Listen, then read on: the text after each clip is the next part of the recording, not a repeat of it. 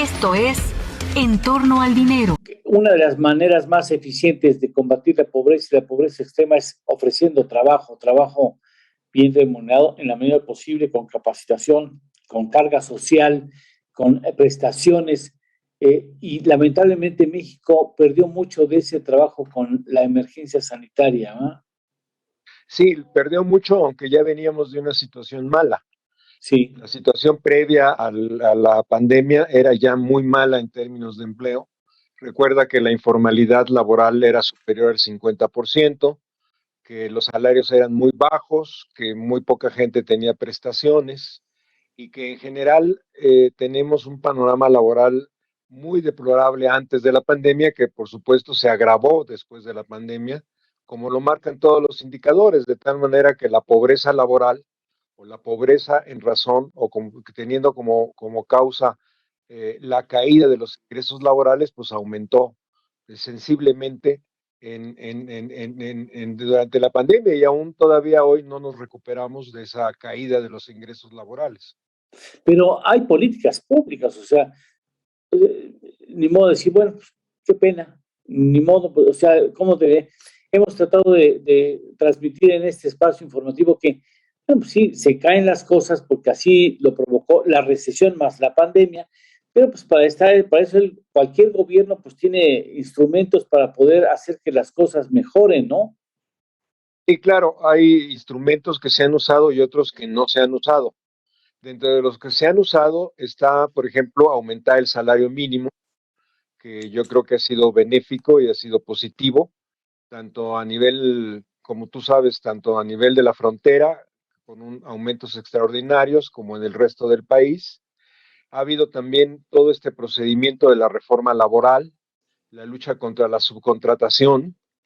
Estas son medidas positivas porque permiten una mejor defensa de los trabajadores frente al empleador, y siempre se requiere un equilibrio en los factores de la producción, de tal manera que las remuneraciones de los trabajadores y las ganancias pues no estén fuera de lugar, fuera de tono, fuera de proporción.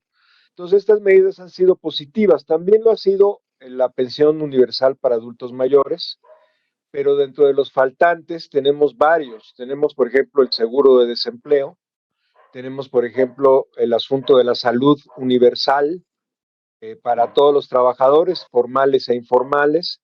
Tenemos el asunto del ingreso básico para los trabajadores que no tienen seguridad social, como se aplicó en otros países del mundo.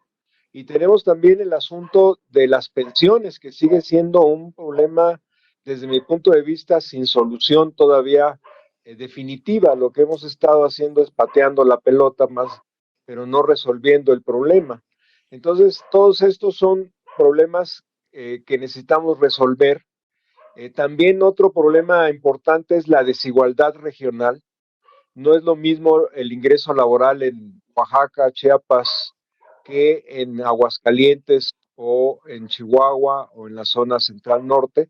Esta disparidad regional se nota mucho en los ingresos laborales, de tal manera que necesitamos una promoción regional para poder solucionar también el problema del empleo. Y finalmente, del lado de la oferta de empleos, pues está el problema de las inversiones. Y esto quiere decir un mayor, digamos, papel de la banca de desarrollo, sobre todo para promover a las pymes, a las pequeñas y medianas empresas. Necesitamos una política industrial de fomento a las pequeñas y medianas empresas a través de la banca de desarrollo. Entonces hay cosas que se han hecho, pero hay otras cosas que faltan y son muy, muy importantes, como las que he mencionado. Se ha consentido mucho la informalidad, ¿verdad, Saúl? Y sobre todo nos preocupa en dos sentidos. En un primer sentido, todo aquel trabajo informal que es asalariado, que depende de un patrón. Ahí no hay ninguna razón por la cual el empleador eh, falte a su deber, a su obligación legal de pagar seguridad social y proteger a sus trabajadores. Pero bueno, con la regulación de la subcontratación estamos avanzando en ese sentido.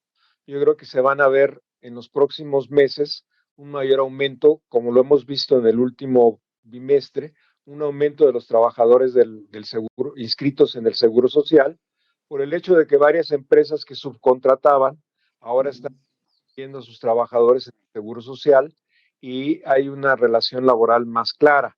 Pero esto no es suficiente, necesitamos seguir combatiendo la informalidad laboral, aquella que es asalariada, a través de medidas de apoyo a las pymes, como dije hace un rato, para que los empleadores, sobre todo los empleadores de las pymes que tienen pocos recursos, pues tengan facilidades para esta inscripción. Necesitamos también fomentar el aumento de la seguridad social de las trabajadoras del hogar. Ahora es muy fácil inscribir a las trabajadoras del hogar pagadas, asalariadas en la seguridad social, pero todavía es muy bajo el número de estas que están registradas. Es una gran injusticia social. Hay 2 millones de trabajadoras domésticas o trabajadoras del hogar y se puede seguir fomentando su inscripción a la seguridad social. No es muy caro, no es difícil, se puede hacer en internet muy rápidamente y hay que aumentarlo. Y desde luego muchos otros casos de gente que trabaja propinas, pero no tiene un seguro social ni tiene un salario regular, que es otro aspecto que necesitamos regularizar. Y del lado del trabajo informal, como se conoce normalmente, que es el trabajador por cuenta propia, que no tiene un patrón, pues este también necesita un trato especial. Y este trato especial requiere pues apoyos, como se han hecho en otros países, en tiempos de crisis, porque ese trabajador deja de trabajar y no hay nadie que le ayude, no hay nadie que le dé el ingreso que necesita, no hay nadie que le dé la salud y las medicinas que necesita, no hay nadie que apoye a su familia si se enferma, no hay nadie que le ayude para que sus hijos entren en una guardería o algún otro apoyo familiar para la política de cuidados, que es muy importante en tiempos de crisis.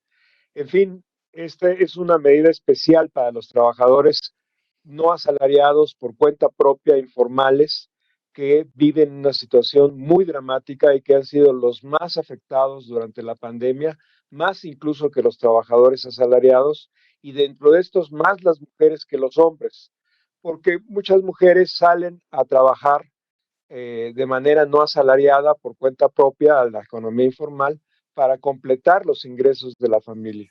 Y estas han sido las más afectadas durante la pandemia. Esto es En torno al dinero.